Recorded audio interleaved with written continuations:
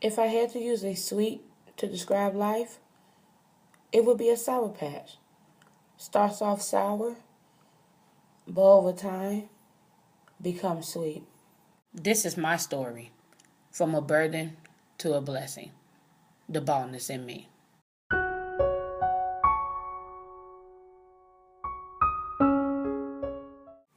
When I first lost my hair, I was trapped in the closet, afraid to face the world. When I had to face the world, my reality was just like my fears imagined.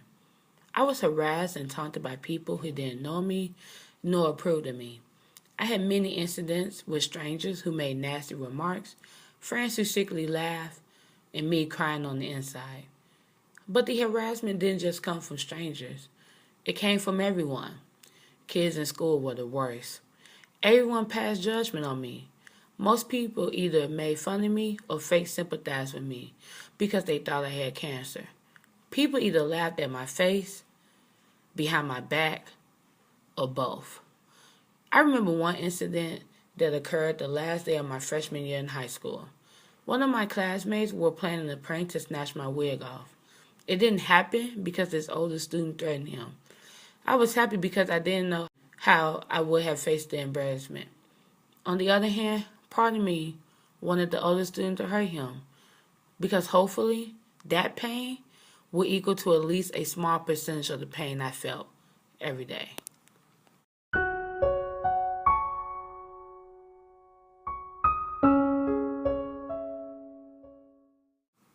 I often found myself having conflicted feelings. I wanted people to feel sorry for me because when they pity me, they bother me less. But I also wanted people to leave me alone and let me be because I'm human, just like them. I couldn't understand why people who didn't know me made fun of me or didn't want to get to know me. And pondering all the questions I had made me frustrated. Over time, I gave up trying to understand why and grew tired of having conflicted feelings. I decided that it didn't matter. I didn't want the pity. I didn't want the sympathy. You didn't have to like me. You didn't have to accept me.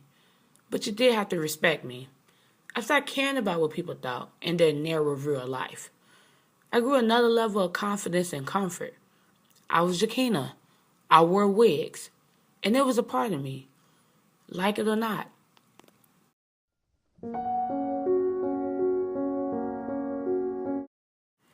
Accepting my wigs was a huge step, mainly because of the confidence it gave me. Have decided to accept my wigs as a part of me was a huge achievement. Deciding to not be bothered by others, deciding to live my life the way I wanted to live it, deciding to not be taken back by the fact that people were small minded and wasn't open to people who were different. But then I began to think, how much was these wigs a part of me? Was it even a part of me? Or was it something that was forced on me? Was I wearing wigs because I wanted to? Or because I had to survive? Was I secretly still bothered by everyone's opinion? Was I secretly doing it for others? Too many questions, but not enough answers. But the truth is, the one answer that I did know, I wasn't wearing wigs for me.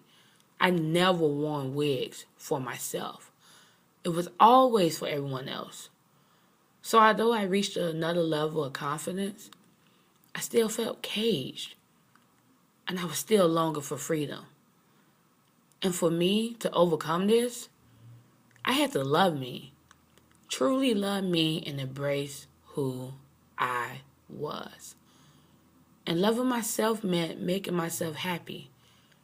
And I was happy without the wigs.